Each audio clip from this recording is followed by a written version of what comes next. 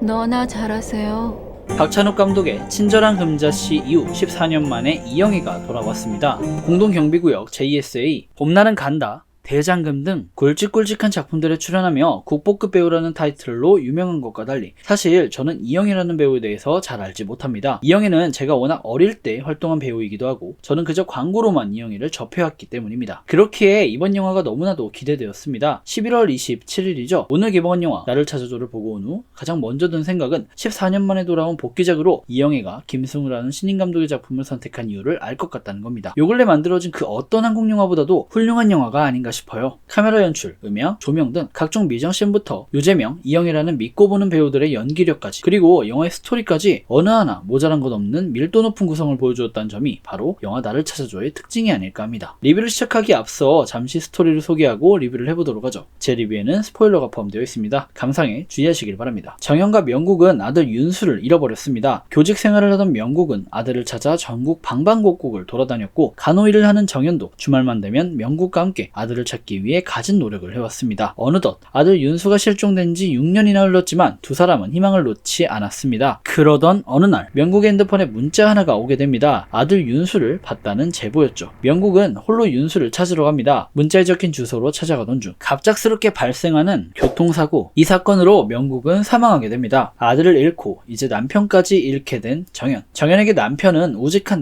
나무였습니다. 아들을 잃고 힘들어하는 본인 옆에서 항상 위로해주고 이해해주던 사람이었죠. 그렇게 정현은 남들 앞에선 항상 웃을 수 있었습니다. 하지만 이제 정현의 곁에는 아무도 없습니다. 심지어 아들 윤수를 목격했다는 문자도 멋모르는 초등학생들이 보낸 장난 문자였죠. 모든 것을 포기하고 극단적인 선택을 하게 될 찰나 정현은 브로커로부터 중요한 소식을 듣게 됩니다. 바로 아들 윤수의 행방이었죠. 브로커가 건네준 것은 지방의 한 섬에 있는 낚시터의 주소와 윤수가 민수라는 이름으로 살아가고 있다는 쪽지였죠. 쪽지에 적힌 섬으로 찾아간 정현은 수상한 사람들을 마주하게 됩니다. 마을의 경찰 홍경장과 마을의 유지 강노인 가족이었죠. 아들을 찾으러 왔다는 말에 홍경장과 강노인 가족은 모르쇠로 일관합니다. 수상함을 느낀 정현은 다들 잠든 새벽 몰래 강노인의 낚시터에 방문합니다. 그곳에서 정현이 목격한 것은 충격 그 자체였습니다. 방에는 강노인의 손자인 줄 알았던 아이가 가둬져 있었고 마당 한켠에 있는 컨테이너 건물에는 살인 및 강간 용의자가 살고 있었습니다. 그렇습니다. 이곳은 범죄를 저지른 사람들을 재워주고 일을 시키는 곳이었죠. 실종된 아이도 데려다가 일을 시킨 것입니다. 그리고 마을의 경찰은 강노인의 돈을 받아먹고 이를 묵과해온 것이죠. 정현은 어쩌면 자신의 아들 윤수도 이곳 어딘가에 갇혀있을지도 모른다는 생각을 하게 됩니다. 이런 생각이 정현을 지배할 때쯤 홍경장과 강노인에 의해서 발각되게 되고 정현은 낚시터에서 쫓겨나게 됩니다. 다음날 낚시터에서 소동이 일어납니다. 강노인 가족이 가둬놓고 키우던 아이 2명이 낚시터를 탈출한 것이죠. 강노인 가족과 홍경장은 아이를 찾기 위해 동분서주하게 되고 정현은 이 광경을 목격하곤 그들을 따라가게 됩니다. 그리고는 자신의 아들과 똑 닮은 민수라는 아이를 마주하게 되죠. 하지만 안타깝게도 민수는 도망치는 과정에서 파도에 휩쓸리게 됩니다. 이에 정현은 충격을 받고 쓰러지게 되죠. 깨어난 정현은 복수를 다짐합니다. 극단적인 선택을 하기 위해 가져왔던 약물로 그간 윤수를 학대했던 사람들을 하나둘 죽이기 시작하죠. 윤수와 같이 갇혀있었던 아이를 구해주고 그간 범죄를 눈감아온 홍경정에게도 처참히 복수를 합니다. 해가 떠오르지 않는 차가운 하늘을 바라보며 자살을 선택하려 했던 정현 앞에 밝혀지는 진실. 파도에 휩쓸려온 민수의 시체가 정현 앞에 등장합니다. 그리고 사실 그간 자신의 아들이라 생각했던 민수가 윤수가 아니었다는 게 밝혀지게 되죠. 윤수는 며느리 발톱이었지만 민수는 아니었던 겁니다. 단지 닮은 아이였습니다. 영화는 여전히 윤수를 찾아 헤매는 정현의 모습을 보여주며 끝이 납니다. 영화 나를 찾아줘가 훌륭한 영화라고 생각하는 이유는 악의 현실성에 주목하기 때문입니다. 영화 악마를 보았다, 친절한 금자씨 같은 몇몇의 영화를 제외하고 온 일반적인 한국 영화에서 악이란 그저 도덕적이고 감정적인 개념입니다. 우리가 주인공들의 옳지 못한 행동을 보며 단지 저 사람 나쁜 사람이네 하는 식의 표면적인 이해만이 강요되고 있죠. 그 악의 근원이 무엇인지, 왜 극중 등장하는 사람들이 악을 표출하는지, 무엇이 그들을 악하게 만드는지 설명하지 않습니다. 악이라는 감정은 그저 빌런으로서 그리고 선과 대척점에 있는 갈등 형성의 요소로서 단순히 이해되고 있죠. 하지만 영화 나를 찾아줘는 악을 아주 현실적으로 다룹니다. 금전적인 이익을 위해 경찰임에도 불구하고 강노인의 범죄를 눈감아주는 홍경장, 범죄자 신분을 덮어주고 자신에게 일거리를 주는 강노인에게 충성하는 범죄자들, 그리고 현재 누리고 있는 안락함에 취해 있는 강노인의 가족들, 이들은 모두 저마다의 현실적인 이유로 악을 행하고 있습니다. 민수와 윤수가 닮았다는 사실을 알게 된 후 정연의 눈에 민수가 띄지 않도록 감금하고 폭행하는 모습에서 알 수 있죠. 그리고 이는 정연도 마찬가지입니다. 아들을 찾기 위해 각종 범죄를 저지르게 되죠. 이 영화는 인간의 욕망에 관한 영화라는 생각을 합니다. 모든 인간은 욕망을 가지고 있고 현실적인 이득을 위해서 움직이죠. 그 이익은 극중 강노인과 홍경장의 경우처럼 돈이 될 수 있고 정연의 경우처럼 아들이라는 특정 대상이 될 수 있죠. 그리고 과한 욕망이라는 것은 결국 인간의 삶을 비극으로 이끌어냅니다. 영화 속에서 민수의 비밀을 감추려다가 결국 비극을 마주하는 강노인과 홍경장의 상황처럼, 그리고 아들의 복수를 위해 많은 사람들에게 피해를 입히지만 사실 민수가 그토록 바라던 아들 윤수가 아니었다는 정연의 상황처럼 정말 허무하게도 욕망은 한 사람의 인생을 망쳐놓기 쉽습니다. 영화의 마지막 장면은 정연이 보육원에 방문하는 장면입니다. 거기서 윤수로 보이는 아이를 만나게 되죠. 하지만 감독은 이 아이의 앞모습을 보여주지 않습니다. 과연 그 아이는 윤수가 맞을까요? 저는 아니라고 생각합니다. 아이가 고개를 돌리다 마는 장면에서 영화가 끝이 나는데 그 옆모습이 윤수와 닮아있긴 합니다. 하지만 개인적으로는 잃어버린 아들에 대한 집념이 만들어낸 정연의 허상이 아닐까 합니다. 비극인 것이죠. 이어 이 영화의 연출적인 측면을 살펴보죠. 신인 감독임에도 불구하고 이목의 촬영감독, 조화성 미술감독, 이성환 의상감독, 송종희 분장감독 등 대한민국의 네로라 하는 각계 최고의 스태프들이 참여했습니다. 영화를 보고 오신 분들은 아시겠지만 연출, 배경은 미장센 등 여러 부분에 있어서 굉장히 뛰어난 영화였어요. 감독이 신인임을 고려하면 아마 이영애라는 배우의 힘이 크지 않았나 싶습니다. 그리고 이 영화에서 가장 인상 깊었던 부분이자 많은 분들이 기대하시는 부분이죠. 바로 배우들의 연기입니다. 각종 영화들, 특히 박찬욱 감독의 영화에 출연하며 훌륭한 연기력을 보여주었던 배우 이영애는 14년 만에 스크린에 복귀함에도 불구하고 안정적인 연기를 보여줍니다. 개인적으로 걱정되었던 부분은 친절한 금자씨의 이미지와 겹치지 않을까 하는 걱정이었는데 이젠 두 아이의 어머니가 되셨기 때문인지 이번 작품에서는 한층 더 깊은 연기력을 보여주신 것 같아요. 다만 아쉬운 건 대사가 많지 않았다는 것입니다. 영화에서 이영애 배우의 연기는 표정과 행동이 대다수였습니다. 그렇기에 클로즈업 씬이 굉장히 많았죠. 반대로 영화 속 대부분의 대사와 상황 형성은 유재명 배우가 주로 합니다. 영화의 말미, 주제의식을 보여주는 대사도 바로 유재명 배우의 입에서 나오죠. 항상 유재명 배우를 보면서 느끼는 거지만 늦은 나이에 연기를 시작한 것과 달리 굉장히 감각적이고 개성 있는 연기를 보여주는 배우가 아닐까 싶어요. 드라마 비밀의 숲을 비롯하여 영화 영주와 죄 많은 소녀 등 각종 독립영화에서 훌륭한 연기력을 보여주고 있는 배우입니다. 이번 영화에서도 굉장히 인상 깊은 연기력을 보여줬어요. 영화 속에서 가장 현실적인 악의 존재가 바로 유재명이었죠. 이 배우의 역할에 주목하시고 영화를 관람하시면 좋을 것 같습니다. 이외에도 각종 조연들의 연기가 훌륭합니다. 짧게 등장했지만 큰 인상을 남겼던 박태준 배우나 아역을 맡았던 배우들의 연기도 정말 훌륭했어요. 배우들이 전반적으로 훌륭한 연기력을 보여준 만큼 충분히 볼만한 영화라고 생각합니다. 마지막으로 이 영화가 아동학대를 주제로 삼고 있다는 점도 주목할 부분입니다. 영화를 보는 내내 신안 섬노예 사건이 떠올랐어요. 이 사건을 노리고 제작한 것일지는 모르겠으나 특정 섬의 아이가 갇혀서 노예로 생활하는 모습이 굉장히 비슷합니다. 보시기에 따라 영화가 굉장히 폭력적일 수도 있어요. 아이를 향한 육체적, 성적 폭력이 노골적으로 등장합니다. 그럼에도 불구하고 영화가 불편하지는 않았습니다. 보통 아동학대를 소재로 하는 영화들의 경우 관객의 감정적 공감을 이끌어내기 위해서 아동들이 받는 피해를 전시하는 경향이 있어 불편한 경우가 많은데 이 영화는 그렇지 않았습니다. 관객으로 하여금 극중 상황에 공감하도록 노력해요. 실제로 영화는 어떻게 저래가 아니라 정말 저런 일이 있을 수 있겠구나 하는 생각이 들도록 인물들 간의 행동 동기와 극중 상황에 대한 현실적인 묘사를 하기 위해서 애를 쓰고 있습니다. 그렇기에 이 영화가 좋은 영화라는 생각을 해요. 지금까지 윤공이었고요.